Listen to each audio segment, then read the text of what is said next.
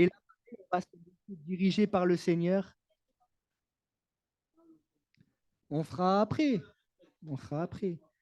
Ne vous inquiétez pas. Donc, on va ouvrir la parole de Dieu quelques minutes. Ça tombe bien parce qu'on manque d'attention parfois.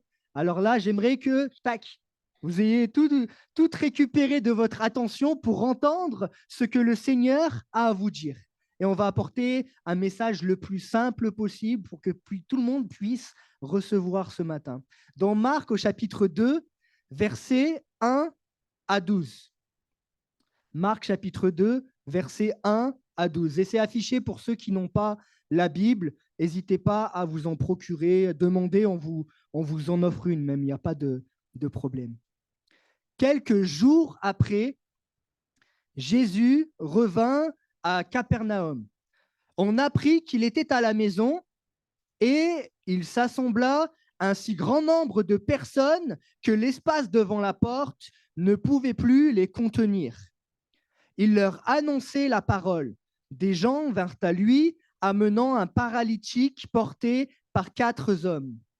Comme ils ne pouvaient pas l'aborder à cause de la foule, ils découvrirent le toit de la maison où il était et ils descendirent par cette ouverture le lit sur lequel le paralytique était couché.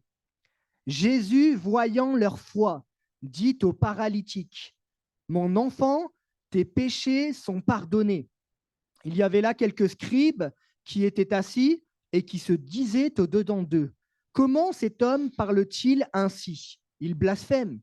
Qui peut pardonner les péchés si ce n'est Dieu seul? » Jésus, ayant aussitôt connu par son esprit ce qu'ils pensaient au-dedans d'eux, leur dit, « Pourquoi avez-vous de telles pensées dans vos cœurs?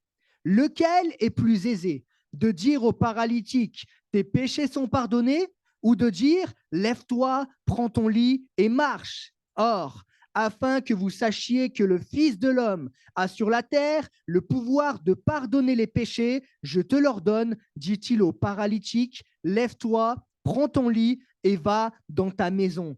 Et à l'instant, il se leva, prit son lit et sortit en présence de tout le monde, de sorte qu'ils étaient tous dans l'étonnement et glorifiaient Dieu, disant, nous n'avons jamais rien vu de pareil.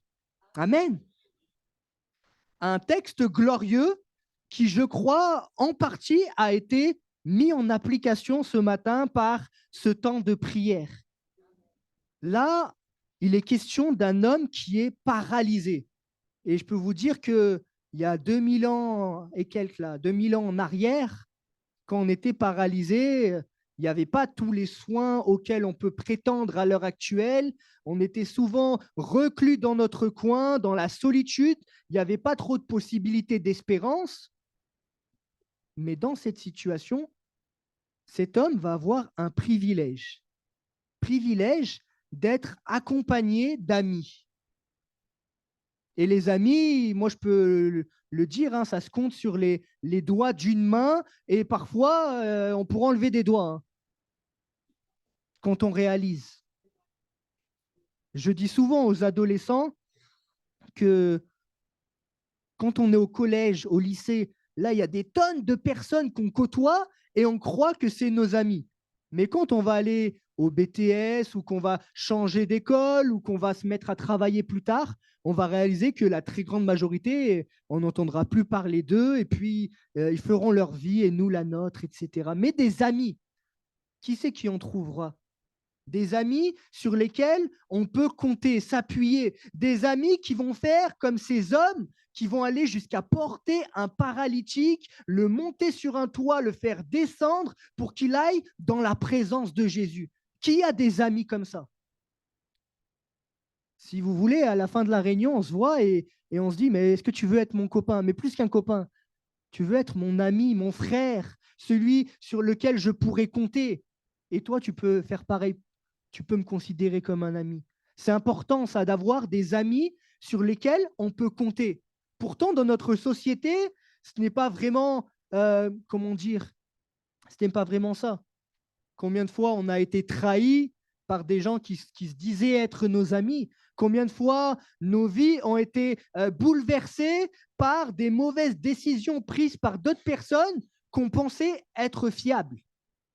Et je pense que nous, de notre côté, avec un minimum de recul et d'honnêteté, combien de fois nous-mêmes, on n'a pas été fiables aussi, il faut le reconnaître. Alors j'aimerais tout d'abord vous présenter l'ami véritable qui s'appelle Jésus. On l'a entendu dans les dons spirituels, le véritable ami, celui qui s'est donné par amour pour nous, qui va jusqu'à la mort de la croix, c'est Jésus. Donc peut-être que tu te sens seul, tout seul à la maison. Parfois, on est même seul dans notre tête alors qu'on est entouré de plein de monde. Mais si on a Jésus, on n'est jamais tout seul, accompagné par le Seigneur. Alors, je vais vous parler un petit peu de l'amitié. J'avais prévu de dire plein de choses, mais je vais essayer d'être plus court et de me consacrer à ces choses. Les amis du paralytique vont découvrir le toit de la maison où se trouvait Jésus, descendre le lit du paralytique. Ils se donnent les moyens de trouver Jésus. Et nous, ce matin, nous sommes entrés dans cette église qui n'est qu'un bâtiment, mais puisque nous sommes assemblés dans le nom de Jésus, on peut dire que l'on s'est donné les moyens d'aller à la rencontre de Jésus. À une réunion pour adolescents à Dessines, il y a un petit qui avait à peine 13 ans. Il est venu pareil, à un moment comme ça d'imposition des mains. Il s'est approché et dit, moi, j'ai pas besoin de prière. Je connais Jésus. Ma vie, elle a changé. 13 ans. Hein. Et il dit, je viens pour que vous puissiez prier pour ma mère. Elle est malade, elle fait des crises d'angoisse, etc. Je me suis tellement représenté en lui, pardon. Je voyais la même situation que moi-même, je vivais quelques années auparavant. Il s'est approché de Jésus pour que sa mère puisse être bénie. C'est quand même beau, hein, à 13 ans. Et je vous invite, mes frères et sœurs, mes amis, à faire la même chose. Prier pour ceux qui sont dans le besoin. Les amener, les conduire à Jésus. Un jour, c'est vous qui irez peut-être mal dans la difficulté, dans la maladie. Il y en a qui traversent là à l'heure actuelle. Il y en aura d'autres qui seront là pour prier pour vous conduire, vous amener à Jésus parce que vous n'aurez plus la force de supporter ce fardeau tout seul. Cet homme paralytique vivait ces choses-là, mais il a eu la grâce d'avoir de véritables amis. Les amis, il faut bien les choisir. Hein. Souvent, on apporte ce genre de message-là aux réunions des ados, aux réunions des jeunes, mais ça concerne toute l'Église. Combien ont été, comment dire, corrompus par le péché parce qu'ils n'ont pas bien choisi leurs amis. Parce que dans le bâtiment d'église, tu t'y rends 2 heures le dimanche, peut-être, allez, 3h30, 4 heures, tu vas venir à la réunion de prière. Mais tes amis, tu les vois bien plus régulièrement, tes collègues de travail, etc. Alors, je ne dis pas de ne pas fréquenter ces amis qui ne sont pas chrétiens. Ce n'est pas ça le propos. Mais avec qui passes-tu le plus de temps? C'est quoi tes sujets de conversation? Est-ce que ces personnes te tirent vers le haut ou t'emmènent loin de Dieu, dans le péché, dans les ténèbres, etc. Un verset dit, ne vous y trompez pas, les mauvaises compagnies corrompent les bonnes mœurs.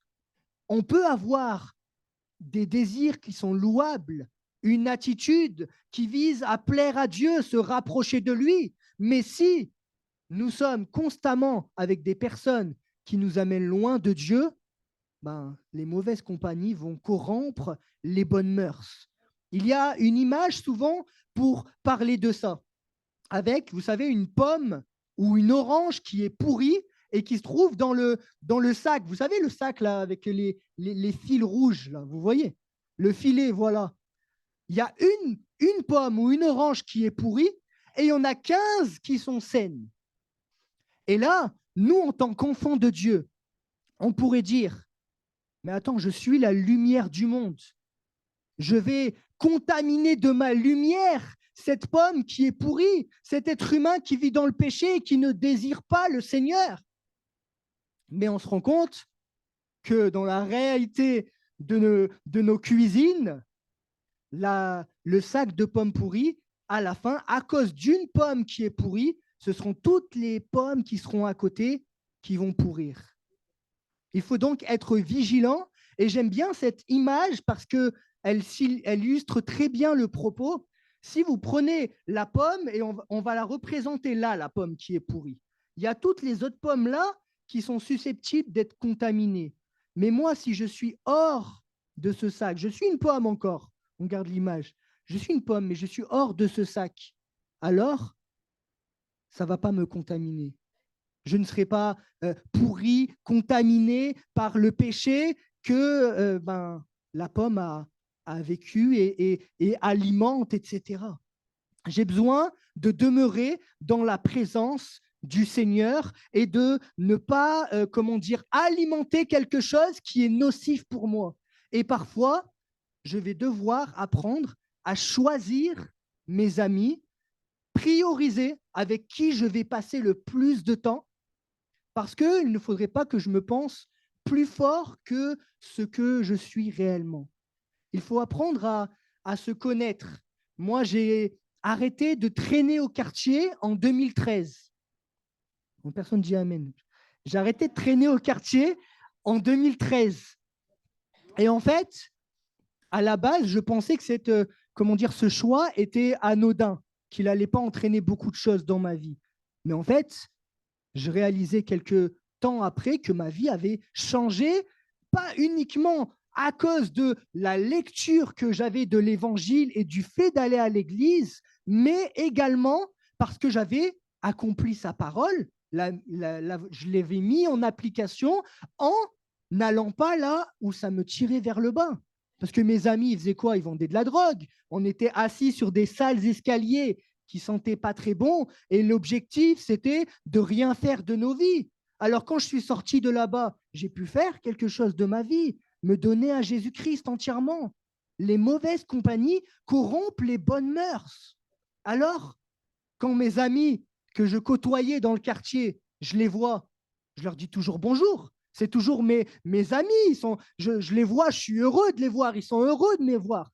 Mais ils ne font plus partie intégrante de ma vie. C'est des choix qu'il faut savoir prendre. Tu sais, j'ai connu un garçon qui aspirait au baptême, qui venait dans les églises depuis plusieurs mois même. Et en gardant ses amis, il a même été attiré dans tout cet engouement des gilets jaunes à l'époque, etc. Il est allé manifester, etc. Et à la fin, il a été frappé par une voiture. Il a fini au coma pendant plusieurs mois. Il habite à Avignon. Plus tard, il nous expliquera, sorti glorieusement de ce coma. J'ai vu Dieu pendant le coma. Il m'a dit arrête les mauvaises fréquentations là. Elles te tirent vers le bas. Ils sont gentils, hein, tu crois qu'ils sont gentils, mais ils te tirent vers le bas. Ils ne te poussent pas à t'approcher davantage de Dieu, à t'éloigner du mal. Non, ils te tirent vers le bas. Tu n'as pas besoin de ça. J'aimerais te dire, et je vais conclure peut-être avec ça, tu n'as pas besoin de ça. Tu as besoin de frères et sœurs en Jésus-Christ. Tu as besoin, même parfois, de garder certains amis non chrétiens, mais qui ne te tirent pas vers le bas, qui comprennent ta foi, qui ne sont pas contre ta foi, qui ne te poussent pas au péché. Celui qui fréquente les sages devient sage, mais celui qui se plaît avec les insensés s'en trouve mal. Et je finis avec ce verset. Ne vous mettez pas avec les infidèles sous un joug étranger. Car quel rapport y a-t-il entre la justice et l'iniquité? Ou qu'y a-t-il de commun entre la lumière et les ténèbres? Un dicton dans le monde dit « Dis-moi avec qui tu traînes et je te dirai qui tu es. » Et je crois que c'est très vrai. C'est important d'avoir des bonnes relations, d'entretenir ces bonnes relations, plutôt que d'aller vers ces relations qui sont toxiques, ces relations qui sont nuisibles.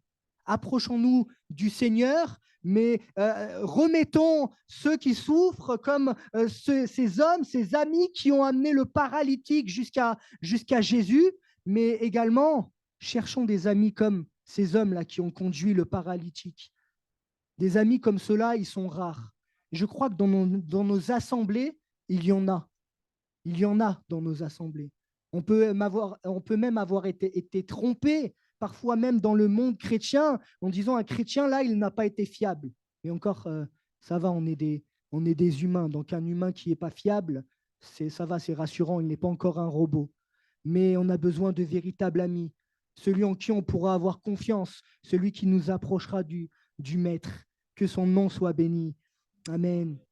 Seigneur, je te remercie, Seigneur, pour cette courte parole que j'ai pu annoncer, Seigneur. Ô combien, Seigneur, il est important d'avoir de véritables amis, Seigneur Dieu. Moi, je les ai trouvés dans la maison de Dieu. Seigneur, ce sont mes frères, Seigneur, ce sont mes sœurs, Seigneur, ce sont mes amis, Seigneur Jésus-Christ, en qui je peux avoir confiance, Seigneur, vers qui je peux me tourner dans la difficulté. Je sais qu'ils prient pour moi, qu'ils sont là pour moi, Seigneur Dieu. Seigneur, c'est toi qui as créé cette œuvre-là. C'est toi qui as fondé l'Église pour qu'on puisse avoir de véritables amis, ceux qui se donnent pour nous, Seigneur Jésus-Christ. Permets-moi, Seigneur, en tant qu'enfant de Dieu, d'être comme ces hommes qui ont conduit ce paralytique jusqu'à toi. Seigneur, je veux le faire pour mes amis chrétiens et également pour mes amis qui ne sont pas encore à toi et qui réclament ta grâce. Seigneur, merci de nous aider à comprendre ce qui a été dit, même si ça a été dit en peu de temps, Seigneur Jésus-Christ. Merci, Seigneur Dieu, de permettre qu'on prenne les bonnes décisions de notre vie, qu'on puisse mettre cela en application. Que ton nom soit béni, Jésus. Amen.